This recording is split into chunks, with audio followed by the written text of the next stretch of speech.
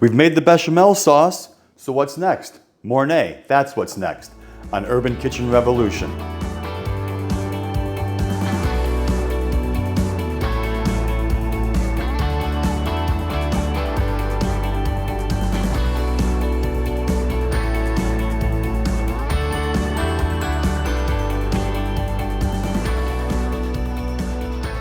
Hi, welcome back to Urban Kitchen Revolution. I'm Chef James Hudson.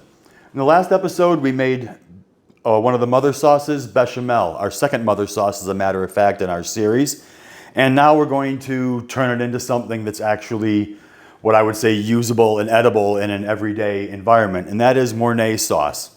What is Mornay sauce, you ask? Well, it's nothing more than our bechamel sauce, which like I said, we covered in the last episode. If you didn't get a chance to watch, go back now or go back right after this and take a look.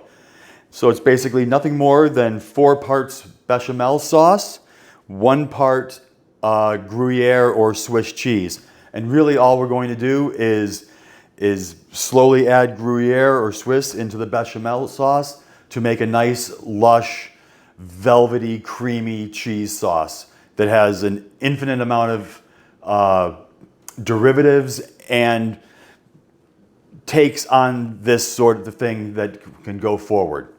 So let's get right at it. Okay, so we're back. As advertised, all we're really doing is we've got our bechamel sauce, or our milk sauce, heating back up again, scraping down the sides, continuing to stir. And all we're going to do is, like I said, we've got 4 ounces or about 115, 120 grams of Gruyere or Swiss cheese if you can't find Gruyere. And we're just going to, in small handfuls, stir this in and allow this to melt.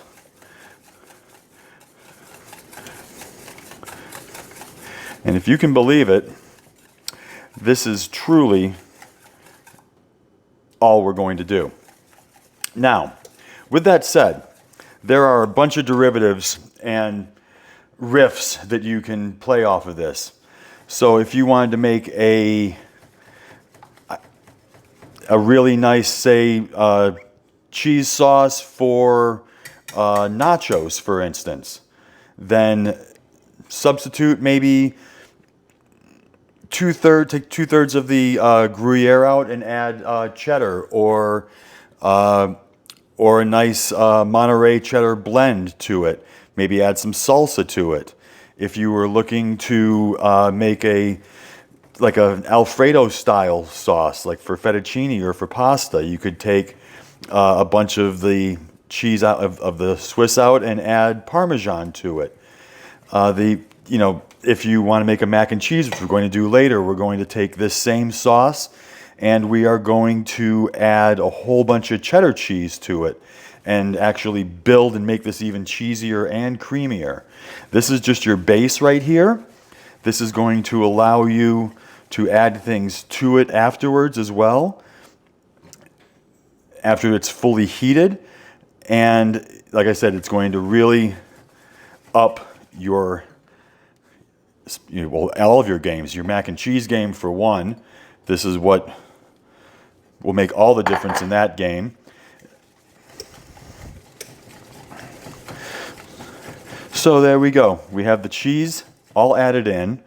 We just basically need to continue to stir occasionally while this cheese melts and this sauce comes up to temperature.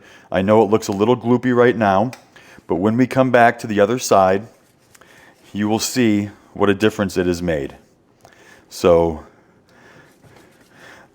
stay tuned. I'll be back in about 5 minutes on the other side, and we'll take a look at this and have a quick taste.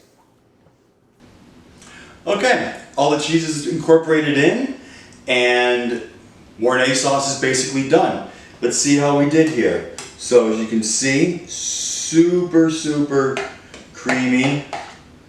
It just rolls right off the spoon, but it's got good sauce consistency. Notice how it completely coats the spoon, but doesn't hold on.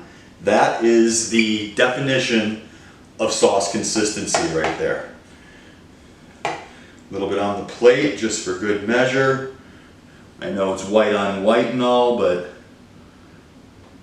Yeah, really nice coating.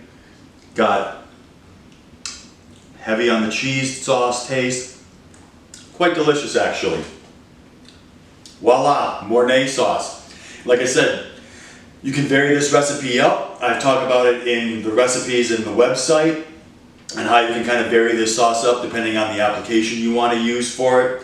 But we're going to actually take this one step further in the next episode and make just a killer macaroni and cheese. Two different styles, northern style and southern style. Again, I'd like to thank you for joining me on this adventure here at Urban Kitchen Revolution.